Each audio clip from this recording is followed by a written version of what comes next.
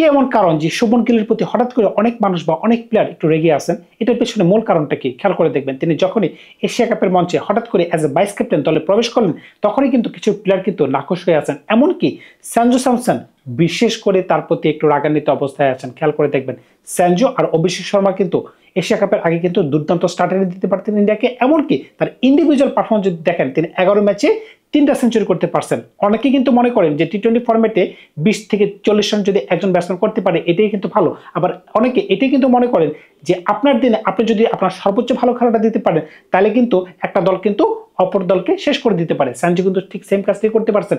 11টা ম্যাচের মাঝখানে তিনি 3টা ম্যাচে সেঞ্চুরি করতে পারছেন, বাকি 8টা ম্যাচে তার সর্বোচ্চ স্কোর হচ্ছে 26। এটা কিন্তু কোনো ইস্যু না। কিন্তু তার স্ট্রাইক রেট যদি খেয়াল করে থাকেন 180-র উপরে, সুতরাং বুঝতেই পারতেছেন যখন আপনি এশিয়া কাপের দলে ঢুকলেন তখনই কিন্তু অ্যাজ এ ওপেনিং পজিশন কিন্তু সঞ্জু সরে গেলেন।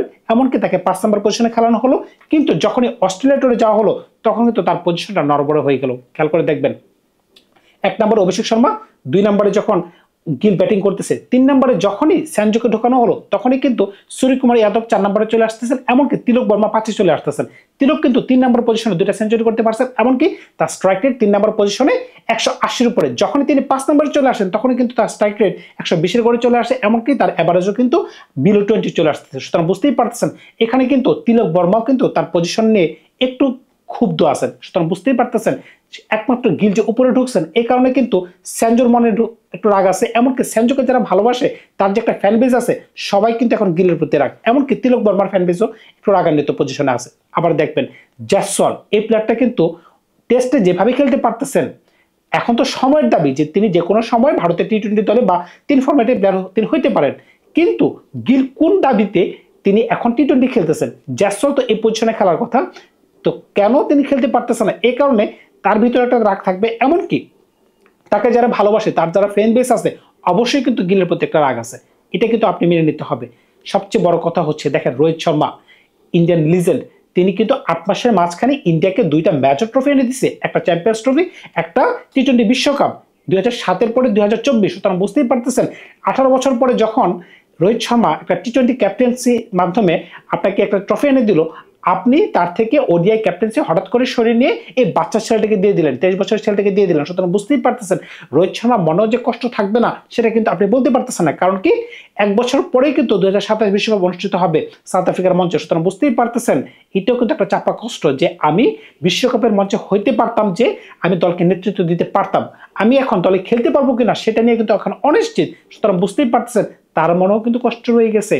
এখন এত সকল কষ্টের মাঝখানে আপনি কোনটাকে প্রাধান্য দিবেন? দেখেন গিল কিন্তু টেস্টে যেরকম ভালো খেলতে পারতেছেন সেরকম কিন্তু তিনি ওডিআইতে খেলতে পারতেছেন না বর্তমানে, এমনকি টি-20তে খেলতে পারতেছেন না। হ্যাঁ, টেস্টের সাথে সাথে ওডিআইতে তিনি খেলতে পারতেছেন, কিন্তু টি-20 ফরম্যাটে যদি আপনি হিসাব করে দেখেন, আইপিএল থেকে যদি আপনি বাদ দেন তাহলে কিন্তু তার ওই ধরনের কোনো পারফরমেন্স নাই। তার স্ট্রাইক রেট লাস্ট সর্বশেষ যে ইনিংসটি তিনি খেলেছেন উল্লেখযোগ্য বলার মতো 39 বলে সম্ভবত 46 রান। তারা বুঝতেই পারতেছেন টি-20 মঞ্চে যে কোনো পিচে এই ধরনের কিন্তু স্কোর কার্ড কিন্তু এটা মানানসই না। সুতরাং বুঝতেই পারতেছেন ভারতের কিন্তু চিন্তায় আছে।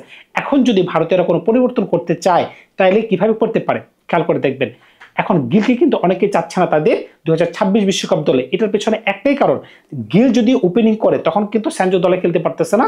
এমনকি যদি সঞ্জুকে 3 নম্বর পজিশনে খেলানো হয় as a keeper batsman, keeper তো আপনার লাগবেই, 3 নম্বর পজিশনে যদি খেলান, কিংবা যদি আপনি 5 নম্বরে খেলেন, 5 নম্বরে তিনি এতটা ইফেক্টিভ না, আবার যদি মনে করেন যে না তাকে খেলালেন না জিতের সময়কে খেলাবেন, তখনও কিন্তু একটা ইস্যু থেকেই যাচ্ছে।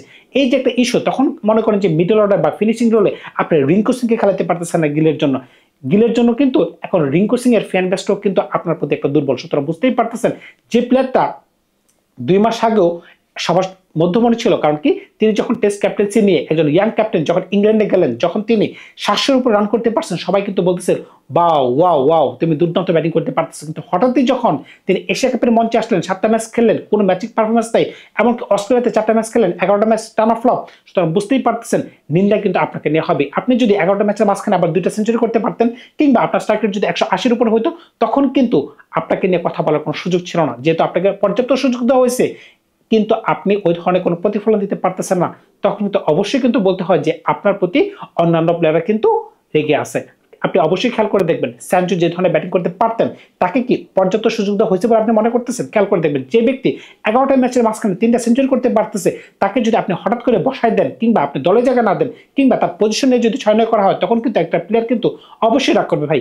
আপনি দেখেন একটা প্লেয়ার যে দলে ঢুকে তার পিছনে অনেকটা গল্প থাকে, অনেক কাঠ কয়লা পুড়ে কিন্তু তাকে অনেক মেহনত করে কিন্তু জাতীয় দলে ঢুকতে হয়। এরপরে যদি আরেকটা প্লেয়ারের জন্য যদি আপনাকে তার পজিশন ছেড়ে দিতে হয়, এমনকি আপনি বিনা অপরাধে যদি শাস্তির পান তাহলে তো বুঝতেই পারতেছেন যে এখানে কিন্তু কষ্ট কিন্তু অবশ্যই পাচ্ছেন। এমনকি তিলক বর্মার কথা আমি মেনশন করেছিলাম, তিনি কিন্তু 3 নম্বর পজিশনে যেটা বিস্ফোরকভাবে খেলতে পারতেছেন, তিনি কিন্তু 5 নম্বর পজিশনে খেলতে পারতেছে না।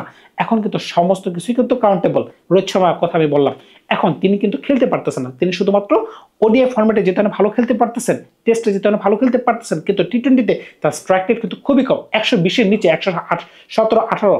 বর্তমান যুগে ঠিক এই যুগে 2025-এ এসে যদি আপনি মনে করেন যে না এটা পারফেক্ট, সেটা কিন্তু কোনোভাবেই মানে গ্রহণযোগ্য হচ্ছে না। সুতরাং বুঝতেই পারছেন এই সকল কারণে কিন্তু ভারতীয় অনেক প্লেয়ারই কিন্তু কিংবা সাবেক যারা ক্রিকেটার রয়েছে তারাও কিন্তু মোটামুটি মনে মনে একটু ক্ষুব্ধ যে আমরা এখন বর্তমানে গিলকে চাচ্ছি না। গিলকে চাচ্ছি কোথায়? টেস্টে চাচ্ছি, ওডিআই ফরম্যাটে চাচ্ছি। গিল টেস্টে দুর্দান্ত ব্যাটিং করতে পারতেছেন, এমনকি ওডিআই ফরম্যাটে ভালো খেলতে পারতেছেন, no doubt is the best player. কিন্তু টি-20 এমন একটা ফরম্যাট, এখানে আপনাকে বিস্ফোরক একটা স্টার্ট এনে দিতে হবে। কারণ কি, যদি আপনি 6 ওভার থেকে 10 ওভারের মাঝখানে যদি একটা বিস্ফোরক স্টার্ট এনে দিতে না পারেন, তখন কিন্তু পরে যারা ব্যাটিং করবে তারা যে চাপে পড়ে যাবে, এটা কিন্তু আপনাকে লিখে রাখতে হবে। খেয়াল করে দেখবেন চতুর্থ যেই ম্যাচটা হয়েছিল, যে ম্যাচটা ইন্ডিয়া জয়লাভ করেছিল, যেটা 39 বলে 46 তিনি করতে পেরেছিলেন অস্ট্রেলিয়ার মাটিতে, যেখানে ইন্ডিয়া 168 বা 67 রান করতে পেরেছিলেন, যেটা 48 রানের ব্যবধানে ইন্ডিয়া জয়লাভ করেছিল। ওই ম্যাচটাতে যদি গিল 39 বলে যদি 80 রান করতে পারতেন তাহলে কিন্তু দলের রান কিন্তু 200 হয়।